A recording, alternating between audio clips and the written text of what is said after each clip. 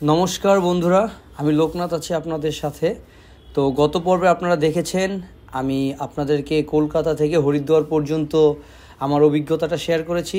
তো আজকের ভিডিওতে আমি হরিদ্বার থেকে গৌরীকুণ্ড পর্যন্ত আপনাদেরকে দেখাবো, অর্থাৎ আপনার গৌরীকুণ্ড স্বর্ণপ্রয়াগ যেটা গাড়ির লাস্ট স্টপেজ সেই পর্যন্ত দেখাবো। এবং আমার পরবর্তী ভিডিওতে আপনারা দেখতে পারবেন গৌরীকুণ্ড থেকে কেদারনাথ মন্দির দর্শন করা।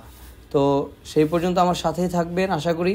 হরিদ্বারে এই হোটেলটাতে ছিলাম, এই যে দাদা আমাদের সাথে ছিল, হর হর মহাদেব, হর হর মহাদেব, জয় কেদারনাথ, এটাতে ছিলাম। আমরা এখন চেক আউট করে বের হয়ে গিয়েছি।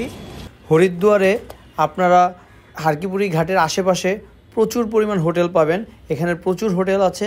1000 টাকা থেকে 1500-2000 টাকার মধ্যে আপনারা 3-4 জনের জন্য হোটেল রুম পেয়ে যাবেন। এবং 2000 টাকার উপরে গেলে মোটামুটি এসি রুম পাবেন, 2500 টাকার মধ্যে এসি পেয়ে যাবেন। আমাদের জিপ চলে আসছে। আমরা হোটেল থেকে বের হয়ে চেক আউট করে যে হারকিপুরি যে ব্রিজটা আছে, হারকিপুরি ঘাটের পাশেই যে ব্রিজ, এইখানে এখানে পাশে আমাদের গাড়ি চলে আসছে। আমরা এখান থেকে উঠে যাব।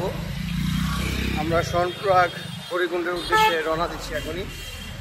দেখতে পাচ্ছেন ওই তো আমাদের গাড়ি লোড হচ্ছে এখানে। এই মুহূর্তে এই যে আমাদের দাদা আছে সাথে, আমাদের কলকাতা 2টা ভাই ছিল আমাদের, তো তাদেরকে নিয়ে আমরা বের হয়ে গেলাম সবাই একসাথে। তো দেখতে পাচ্ছেন আমরা এই মুহূর্তে আছি হারকিপুরি ঘাটের ঠিক সামনেই। এখানে অনেক বানর এবং হনুমান আপনারা দেখতে পাবেন। হরিদ্বার থেকে রওনা দেওয়ার ঠিক 10-15 মিনিট পর থেকে শুরু হবে আমাদের পাহাড়ি পথ। প্রায় 11-12 ঘন্টা পাহাড়ি পথে আমরা অর্থাৎ পাহাড়ে উঠব। তো উঠতে উঠতে এখানে আপনাদেরকে বেশ কিছু অভিজ্ঞতা শেয়ার করব এবং কয়েকটা মন্দির দেখাবো।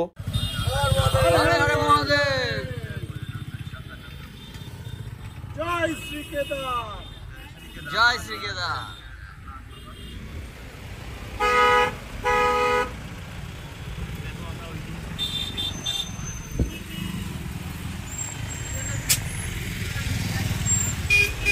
তো আমরা স্বর্ণপ্রয়াগে আজকে আমরা স্বর্ণপ্রয়াগে থাকবো। হরিদ্বার থেকে কেদারনাথ স্বর্ণপ্রয়াগে রওনা দিয়েছি সেই সকাল 7টায়। এখন পর্যন্ত রাস্তায় জ্যাম, প্রচুর পরিমাণ জ্যাম। পাহাড়ি এলাকা, পাহাড়ের মধ্যে এত পরিমাণ জ্যাম ভাবাই যাচ্ছে না, ডেঞ্জারাস লেভেলের জ্যাম। তার মধ্যে প্রচুর গরম, রোদ এখন উঠছে এখানে। তবে আর কিছুটা পথ গেলে আমরা ঠান্ডার দিকে চলে যাব। আর আমাদের সাথে যে দুটো দাদা আছে ওর অবস্থা পুরো খারাপ হয়ে গেছে গরমে। হরিদ্বার থেকে স্বর্ণপ্রয়াগের উদ্দেশ্যে চলতে চলতে পথে আমরা এই রেস্টুরেন্টটাতে থেমেছি। এটা এখানে সম্পূর্ণ ভেজ, এখানে কোনো নন ভেজ কিছু পাওয়া যায় না, আপনার ভেজ আইটেম শুধু। 100 রুপিতে আপনার মিল আনলিমিটেড আর কি। 100 রুপি দিলে আপনি আনলিমিটেড যা খান, যতটুকু ভাত নেবেন, তরকারি নেবেন, নেন, সমস্যা নাই। 100 টাকা এটা একটা প্লেটার হিসেবে। 100 টাকায় আনলিমিটেড এখানে খাবার দাবার। আর এখানে সবচেয়ে ভেজ, তো আপনারা চাইলে নন ভেজ পাওয়া যাবে না। এখানে আপনার ভেজই খেতে হবে। এই টুকটাকে যেটা দেখায় এখানে যে কারি, আর আপনার ম্যাগি। নর্মালি পাহাড়ি অঞ্চলে ম্যাগি ছাড়া থাকে না, ম্যাগি। আর বিভিন্ন রকমের আপনার ডাল, আলু পরোটা, ভেজিটেবল, এই তো এগুলো। আর লাল আটার এগুলোই সব থেকে ভালো চলে এখানে। আর যে ওনাদেরকে দেখতে পাচ্ছেন ওনারা বেনারস থেকে।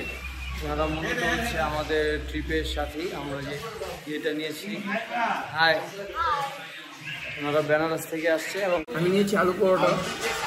আলু পরোটার মধ্যে যে জিনিসটা দেখলাম এটা তো আমরা ভেজ নিয়েছি। ভেজের মধ্যে ওরা পেঁয়াজ খাচ্ছে। এগুলো পেঁয়াজ, ভেজ, পাহাড়ি অঞ্চল, ভেজের মধ্যে পেঁয়াজ খাচ্ছে। নর্মালি আমরা বাঙালিরা যেটা করি, ভেজ মানে ভেজিটেবল, আর নিরামিষে আমরা কখনো পেঁয়াজ রসুন খাই না। ওরা খাচ্ছে, কী করে। আমরা তো কালকে থেকে ট্রেকিং করবো, পরশু দিন সকালে পূজা দিব কেদারনাথে। তো আমরা আজকে অ্যাভারেজ খাবার খেয়ে নিচ্ছি, কালকে থেকে নিরামিষ খাওয়া শুরু করব। তো গৌরীকুণ্ড যাওয়ার পর আমাদের হচ্ছে আপনার ঠান্ডা পাবো, কারণ এই সময়তে আপনার হরিদ্বারে প্রচুর গরম। হরিদ্বার থেকে আপনার শর্ণপ্রয়াগ পর্যন্ত আমরা গরম পাবো। হরিদ্বার থেকে শর্ণপ্রয়াগ পর্যন্ত আমরা প্রচুর গরম পাবো। এখন আমরা হচ্ছে বের হয়ে গেলাম। দেখতে পাচ্ছেন রাস্তায় প্রচুর জ্যাম আছে প্রথম দিকে, কারণ পাহাড়ি পথে ঢোকার আগে প্রতিটা গাড়ি চেক করা হয় আপনার কেদারনাথ ধাম আপনার রেজিস্ট্রেশন করা আছে কি না। এখানে আপনি রেজিস্ট্রেশন আমি গত পর্বে আপনাদেরকে রেজিস্ট্রেশন কীভাবে করতে দেখিয়েছি। তো আপনার রেজিস্ট্রেশন কার্ডটা অবশ্যই সাবধানের সাথে রাখবেন। আর যাওয়ার পথে যেহেতু এটা দেবভূমি, তো প্রচুর এখানে মহাদেবের আপনার প্রতিমা দেখতে পাবেন। এবং আমাদের দেখতে পাচ্ছেন সবাই এখানে দেবভূমি, সব কিছুতেই খুব রেস্ট্রিকশন এবং সবাই নিয়মের মধ্যেই থাকে। কেদারনাথে যাওয়ার পথেই আপনারা যে অটো, ট্যাক্সি বা জিপ যেটাই নেবেন না কেন, আপনারা গাড়ির ড্রাইভারকে বলবেন চলার পথে বেশ কিছু দেখার মতো প্লেস এবং সাইট সিন আছে, ওগুলো একটু রিকোয়েস্ট করে বললে ওরা দেখিয়ে দিবে। তো মূলত স্পেশালি যেগুলো একটু বলবেন, মন্দাকিনী নদী এবং হচ্ছে দেবপ্রয়াগ যে মন্দির আছে, এগুলো হচ্ছে তারা দেখিয়ে দিবে। এবং আমরা ওইটা দেখার জন্যই গাড়ি থেকে মূলত নেমেছি।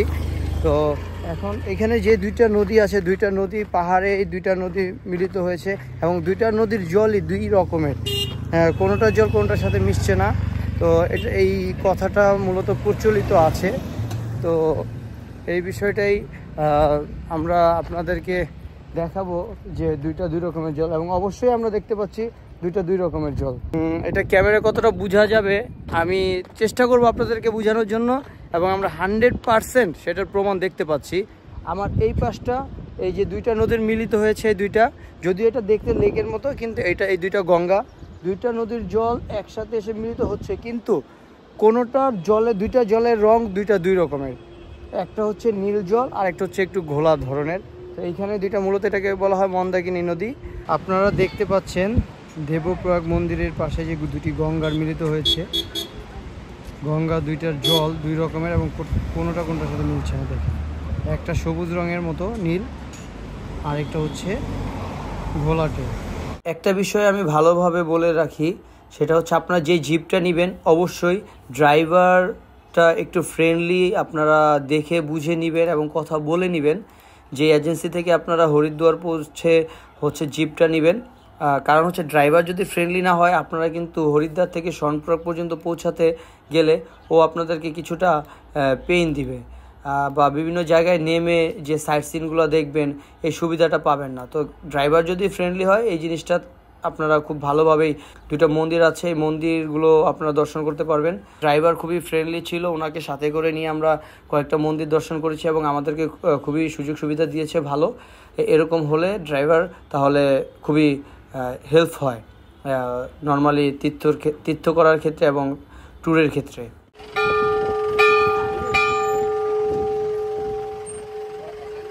হরে হরে মহাদেব। এর আগে আমরা আপনাদেরকে দেখিয়েছি দেবপ্রয়াগ মন্দির কেদারনাথে যাওয়ার পথে। তো এখন আমরা আরেকটি জায়গায় দাঁড়িয়েছি। এখন হচ্ছে আমরা ধারী দেবিকা মন্দির যেটা দেখাবো, সেটা হচ্ছে নদীর মাঝখানে, অর্থাৎ হিমালয়ের মাঝে যে নদী বয়ে গিয়েছে স্রোত, সেই নদীর স্রোতধারার মাঝখানেই ধারী দেবিকা মন্দিরের একটি মহিমা আপনাদেরকে দেখাচ্ছি। এই আপনারা দেখতে পাচ্ছেন, এটি হচ্ছে সেই ধারী দেবিকা মন্দির। অবশ্যই আপনারা কেদারনাথে যাওয়ার পথে এই মন্দিরগুলো দর্শন করে যাবেন, খুব ভালো লাগবে এটা আপনাদের। বাংলাদেশ থেকে যারা আসবেন তারা অবশ্যই ড্রাইভারকে মনে করে বলে দিবেন চলার পথে আপনারা কিছু মন্দির দর্শন করতে চান। দেবপ্রয়াগ, রুদ্রপ্রয়াগ এবং হচ্ছে ধারী দেবিকা মন্দির, এই ধরনের কিছু মন্দির আছে যেগুলো খুবই জ্বলন্ত। আমার পিছনে দেখতে পাচ্ছেন আপনারা ধারী দেবিকা মন্দির। ওপাশে হিমালয় পর্বত, এপাশে হিমালয় পর্বত, ঠিক তার মাঝে যে জল বয়ে যাচ্ছে তার মাঝেই ধারী দেবিকা মন্দির। ঘন্টাটা বাজিয়ে মন্দিরে প্রবেশ করেছি। এখন দেখতে পাচ্ছেন এই মন্দিরটা জলের মাঝখানে অবস্থিত, চারপাশে নদী, এবং নদী শুধু কেবল স্রোত, যে স্রোতে মানুষ থেকে বড় কষ্ট, এবং সেই স্রোতের মাঝখানে মন্দিরটি।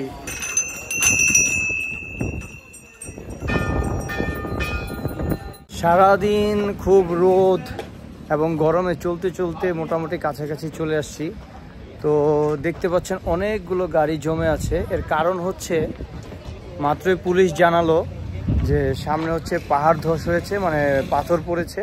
তো পাথর পড়ে যাওয়ার কারণে আপনার গাড়িগুলো এখন এখানে স্টপ করে দিবে। পাথর সরানো হচ্ছে, ওনাদের প্রসেসিং চলতেছে। যদি সরানো হয় তখন তারা এখান থেকে যখন হচ্ছে এরা কমান্ড করবে, তারপরে গাড়িগুলো ওই দিকে যাবে। এর আগে সব কিছু বন্ধ। একটা বিষয় আপনাদেরকে শেয়ার করি, আপনারা যখন কেদারনাথের পথে পাহাড়ি পথে যাবেন কখনো ওয়াশরুম নিয়ে টেনশন নেবেন না। কারণ এই যে এটা দেখছেন, এটা একটা এসি করা ওয়াশরুম। এইখানে ওই পাশটা হচ্ছে ফিমেল এবং এই পাশটা হচ্ছে মেল। তো এটা হচ্ছে আপনার প্রতিটা দিকেই হচ্ছে আপনার এটা এসি করা, এবং এটা মানে এত পরিমাণ গরম এইসব অঞ্চলে আপনার এই জন্য ওয়াশরুমটা এসি করে রেখেছে। এটা মানে কি চিন্তা ভাবনা, খুবই আপডেট। তো ধন্যবাদ ভারত সরকারকে। এই মাত্রই এখন বাজে 7:30 সন্ধ্যা। এখানে এখনও সূর্য ঠিক মতো ডুবেনি।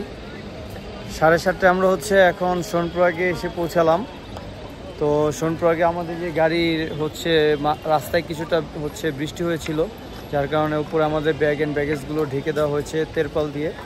তো আমাদের যিনি ড্রাইভার উনি হচ্ছে এগুলো খুলে দিচ্ছে। তো এর মধ্যে ভাবছি সবাইকে একটু দেখিয়ে নেই। এই হচ্ছে সেই সোনপ্রয়াগের কার পার্কিং। দেখতেই পাচ্ছেন এখানে সব গাড়িগুলো পার্কিং করা হয়। ওই দিকটা থেকে পাহাড়ের সাইডটা থেকে নামতে হয়। সোনপ্রয়াগে আসলে আপনারা এখানে অনেক রকমের ব্রোকার পাবেন, যারা রুম নেওয়ার জন্য আপনাকে ফোর্স করবে বা বলা হবে। তো আপনি ওগুলো নেবেন না, আপনি সরাসরি হোটেল দেখে রিসিপশনে কথা বলে হোটেলের সাথে দেন হচ্ছে যে হোটেল নেবেন বার্গেনিং করে, সেটা হচ্ছে ভালো হয়। এবং সোনপ্রয়াগ থেকে আপনার হচ্ছে রুম নেই চাই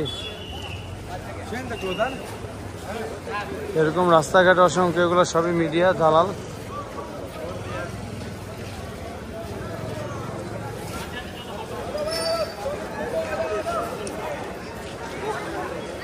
অবশ্যই এই জায়গাটা পার হয়ে গিয়ে 50 রুপিতে আপনার হচ্ছে গৌরীকুণ্ড চলে যাবেন।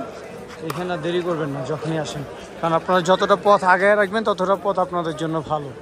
সোনপ্রয়াগ থেকে যখন আপনারা গৌরীকুণ্ড দিকে যাবেন তখন এই যে এটা একটা পুলিশ স্টেশন, এখানে চেক করবে আপনার কাছে যে ইয়েটা থাকবে রেজিস্ট্রেশন পেপারসটা, ওইখানে একটা বারকোড থাকবে, ওরা এখানে স্ক্যান করে আপনাকে ঢোকাবে। এখান থেকে দিয়ে তারপর হচ্ছে আপনাকে যাওয়ার অনুমতি দেওয়া হবে। তো এটা বেশি সময় লাগে না, মাত্র কয়েক সেকেন্ড, জাস্ট কার্ডটা নেবে, স্ক্যান করবে, ছেড়ে দেবে। তো আপনারা অবশ্যই এই সাইটটাতে চেক করে এবং সুন্দর মতো নিয়ম মেনে তারপর হচ্ছে কেদারনাথে প্রবেশ করবেন। সারাদিনের জার্নিতে শরীর সব কিছু অবস্থা খুবই খারাপ। গৌরীকুণ্ডতে হচ্ছে এই সে গরম জলের কূপ, এখান থেকে গরম জলে সবাই স্নান করে তারপর কেদারনাথের উদ্দেশ্যে রওনা দিয়ে থাকে। আমরা এখন গরম জলে স্নান করে রাতের 2টার দিকে রওনা দিয়ে দিব, কারণ যত তাড়াতাড়ি রওনা দিব তত তাড়াতাড়ি আমরা হচ্ছে পৌঁছাতে পারবো। আর আরেকটা মেজর কারণ হচ্ছে যে ঘোড়া এবং খচ্চরের যে রাস্তাঘাটগুলো নষ্ট করে রাখে, ওই ঝামেলাটা থেকে রক্ষা পাওয়ার জন্য আমরা মূলত এই প্ল্যানিংটা করেছি। স্নানটা করে নেই। হরে হরে মহাদেব। আপনারা আমার আজকের ভিডিওতে দেখতে পেলেন হরিদ্বার থেকে গৌরীকুণ্ড পর্যন্ত আসতে আমি কোথায় কোথায় নেমেছি এবং যে মন্দিরগুলো দর্শন করেছি তা আপনাদেরকে দেখিয়েছি। তো হরিদ্বার থেকে গৌরীকুণ্ড পর্যন্ত আসতে আমাদের জিপ 7 জনের শেয়ার জিপের ভাড়া নিয়েছে 8000 রুপি। তো পরবর্তী ভিডিওতে দেখতে পাবেন আমার সেই কাঙ্ক্ষিত কেদারনাথের ভিডিও। সেই পর্যন্ত আমার সাথেই থাকুন এবং আমার আজকের ভিডিওটি দেখে অবশ্যই আপনাদের ভালো লাগলে লাইক, কমেন্ট এবং শেয়ার করে আমার পাশেই থাকুন। ধন্যবাদ সবাইকে। হর হর মহাদেব।